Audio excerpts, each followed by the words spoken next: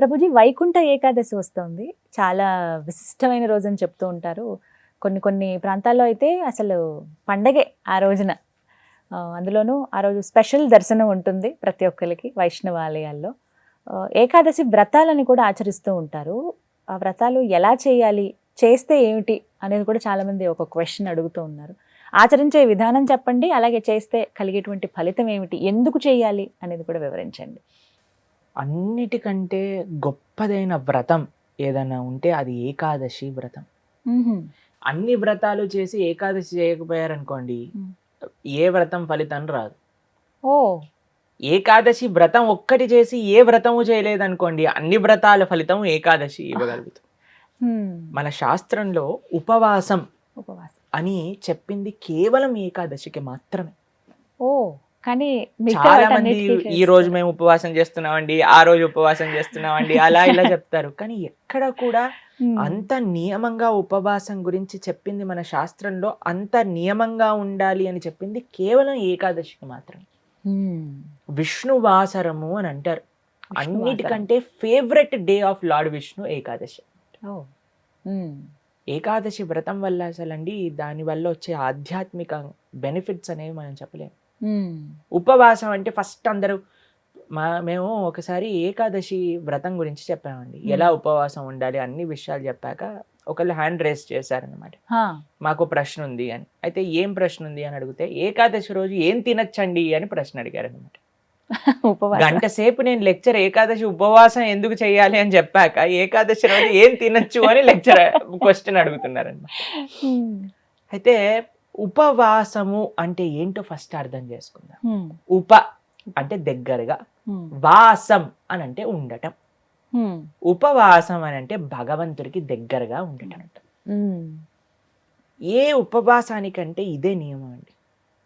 చాలా మంది ఏం చేస్తారు తెలుసా అండి, మేము ఈరోజు కటిక ఉపవాసం, నీళ్లు కూడా స్వీకరించట్లేదు అని హ్యాపీగా టీవీ ఆన్ చేసుకొని ఇలా బెడ్ పైన పడుకొని ప్రొద్దున నుంచి రాత్రి రాకే ఏ సీరియల్లో ఏ సినిమాలు చూస్తూ ఉంటారు. అయ్యా లేచి గుడికి రండి అండి, నామం లేదు, శరీరంలో ఓపిక లేదు, నిర్జల వ్రతం ఈరోజు. మనం అండి దేన్నైనా సరే ఎంత మెటీరియలిస్టిక్ గా మార్చే శక్తి మానవుడి దగ్గర ఉందండి. శివరాత్రి రోజు జాగరణ చేయండి అంటే లేట్ నైట్ షోలు వాటిలలో సినిమా థియేటర్లో కూర్చొని జాగరణ చేస్తుంటారు. శివుడు పాపం ఏమనుకుంటాడో, ఎంత బాధపడతారో ఇలాంటి వాళ్ళని చూసి ఆశ్చర్యం వేస్తుంది. మనం దేన్నైనా సరే ఎలా పాడు చేయొచ్చో అంత, ఎంత ఫాస్ట్ గా మానవ బ్రెయిన్ పనిచేస్తుందంటే అంత పనిచేస్తుంది. ఉపవాసము అని అంటే, ఆ ఉపవాసం చేసే ఏకాదశి రోజు ఏం చెయ్యాలి అని అంటే, ఇంకా మరింత కృష్ణ సేవ, ఇంకా మరింత భగవన్నామం పలకటం. హరే కృష్ణ కృష్ణ కృష్ణ హరే హరే, హరే రామ రామ రామ హరే హరే. మరింత నామం చేసుకోవటం, మరింత భాగవత గీత వీటిని శ్రవణం చేయటం, అధ్యయనం చేయటం. ఇది ఉపవాసం, భగవంతుడు దగ్గరగా ఉండేది. మరి ప్రభుజీ ఉపవాసం అంటే తినకుండా ఎందుకు ఉండాలని చెప్తారు? ఇప్పుడు చూడండి, ప్రొద్దు నుంచి లేవంగానే తిండి గోలే కదండి మనకి. ఏం టిఫిన్ ఏం చేయాలి, దోశలు వేయటం, ఇడ్లీలు వేయటం, అటు వాయిల్ తీయటం, ఇటు చట్నీ చేయటం, ఇటు సాంబార్ చేయటం, పెట్టేయటం. దాని తర్వాత ఇది అయిపోగానే మళ్ళీ లంచ్కి ఏం కావాలి, భోజనం కోసం కూరగాయలు కట్ చేయటం, వంటలు చేయటం, మళ్ళీ తినగానే నిద్ర వస్తుంది, మధ్యాహ్నం పూట పడుకుంటాం, మళ్ళీ సాయంత్రం కావగానే ఇది అది. దాని తర్వాత మళ్ళీ రాత్రి డిన్నర్ ఏంటి, స్విగ్గీ జొమాటో అవి ఇవి, మళ్ళీ కిచెన్ క్లీన్ చేసుకోవడం, తూడ్చుకోవడం, బాసనలు తోముకోవడం, వీటిలలోనే రోజంతా పోతుంది. ఏం చెప్పారంటే, అయ్యా నువ్వు దేవుడికి దగ్గరగా ఉండాలంటే వీటిని కొద్దిగా దూరం పెట్టాలి, అప్పుడే సాధ్యం అవుతుంది.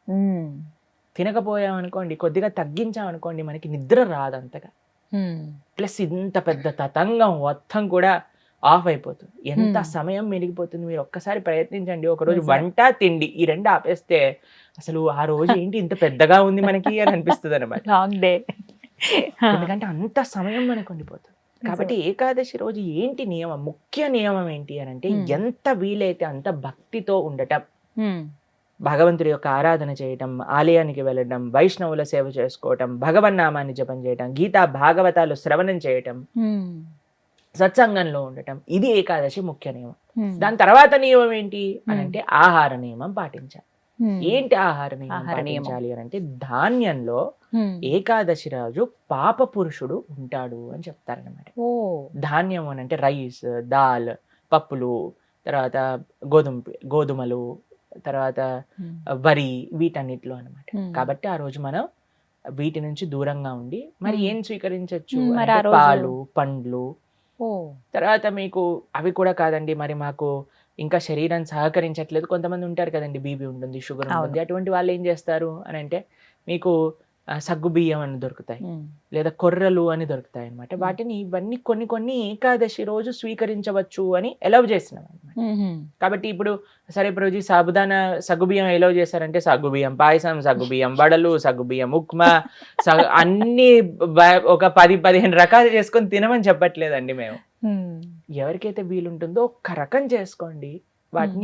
వాటిని ఆహారాన్ని స్వీకరించి శరీరం బాగుండేటట్టుగా చూసుకొని భగవంతుడి యొక్క సేవలో పెట్టుకో. ఉమ్.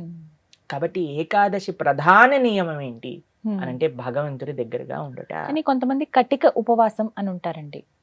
నీళ్లు మాత్రమే స్వీకరిస్తారు ఆ రోజంతా. నీళ్లు కూడా స్వీకరించరు, దాన్ని ఆ. కటిక ఉపవాసం అంటారు, అంటారా? నిర్జల వ్రతము అని అంటారు అనమాట. అచ్చా, ఓకే. చెయ్యండి ప్రభుజీ, మేము నిర్జల చేస్తూ బ్రహ్మాండంగా ప్రొద్దు నుంచి రాత్రి దాకా జపం చేసుకునే శక్తి మా దగ్గర ఉంది అని అంటే పర్ఫెక్ట్. ఉమ్. లేదండి మాకు ఏదన్నా లోపలికి వెళ్ళండి, మాకు బ్రెయిన్ పనిచేయదు అని అన్న వాళ్ళు పాలు స్వీకరించండి, తీసుకోవచ్చు లేదండి అంటారా? పండ్లు స్వీకరించండి, లేదండి సగ్గుబియ్యంతో కొద్దిగా అసలు అంటే ఉప్మా అలా లాంటివి ఉండొచ్చా? చేసుకోండి. ఇందాక మీరు అన్నారు కటిక ఉపవాసం కనీసం. ఉండొచ్చు. చాలా మంది భక్తులు ఉంటారు, ఓ. చాలా మంది భక్తులు ఉంటారు. ఉమ్. మా ఆశ్రమంలో ఎంతో మంది ఉంటారు. ఉమ్. మరి మీ విషయం ఏంటి ప్రభుజీ, మీరు ఉండరా అని అంటే మేము మధ్యాహ్నం వరకు మాత్రం నీరు తీసుకోకుండా ఏం ఆహారం తీసుకోకుండా ఉపవాసం ఉంటాం. మధ్యాహ్నం వరకు. మధ్యాహ్నం వరకు ఓ. మధ్యాహ్నం పూట కొద్దిగా పాలు, కొద్దిగా పండ్లు ఉమ్. అలాంటివి స్వీకరిస్తాం అన్నమాట. ఉహుం. అలా మేము ఏకాదశి ఉపవాసం చేయడానికి ప్రయత్నం చేస్తాం. వ్రతం, ఏకాదశి వ్రతం అంటే ఏ విధంగా? ఉపవాసమే ఆ ఉపవాసమే నిష్టనే వ్రతం అంటారు. ఉహుం. ప్రతి నెలలో 2 ఏకాదశులు వస్తాయి. అవును. ఆ 2 ఏకాదశులు సంవత్సరం పాటు ఉమ్. మొత్తం అన్ని ఏకాదశులు కానీ మనం ఉండగలిగితే ఉమ్. దానికంటే గొప్ప వ్రతం ఇంకొకటి లేదు. ఏం జరుగుతుంది ఏకాదశి వ్రతం చేస్తే? భగవంతుడి యొక్క పూర్తి కృప మన పైన ఉంటుంది. ఏకాదశి భక్తి జనని అని అంటారు. మన మనసులో భగవంతుడి పట్ల ప్రేమ కలుగుతుంది, దానికంటే గొప్ప వరం ఇంకేం కావాలండి. నిజమే కదా.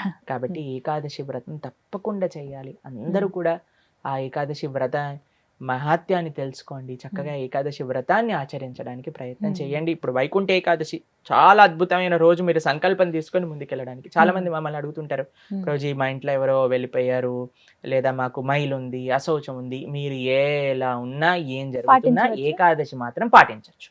ఓ.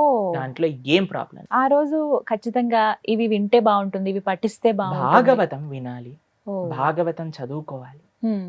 భగవన్నామం జపం చేయాలి, కీర్తన చేసుకోవాలి, ఆలయానికి వెళ్ళాలి, కృష్ణుడికి తులసితో అర్చన చేయాలి. ఉహుం. ఇవన్నీ ఏకాదశికి చాలా మంచి. ఆ రోజున ప్రత్యేకించి ఉత్తర ద్వార దర్శనం ఉంటుంది. అవును, వైకుంఠ ద్వార దర్శనము అని అంటారు. అన్ని ఆలయాలలో మనకి కలుగుతుంది. చక్కగా దర్శనం చేసుకొని వైకుంఠ ఏకాదశి కాదండి, అన్ని ఏకాదశులకి ఇవే నియమాలు. ఓ. భగవద్ ఆరాధన, భగవన్నామ జపం, భాగవత స్మరణ, ఇవే అన్ని ఏకాదశి. కాబట్టి తప్పకుండా ప్రతి ఒక్కళ్ళు చేయాల్సిన వ్రతం ఏకాదశి వ్రతం. ఎవరైనా ఆచరించవచ్చు, ఏ వయసు వాళ్ళైనా కూడా చేయవచ్చు, చేయదగింది అని అంటే గనక. ఎస్, చేయగలమన్న ఓపిక ఉండాలి, ఆ ఆసక్తి, ఆ నిష్ట ఉంటే ఖచ్చితంగా ఎవరైనా పాటించవచ్చు. కరెక్ట్. చాలా సంతోషం ప్రభుజీ, నమస్తే. హరే కృష్ణ.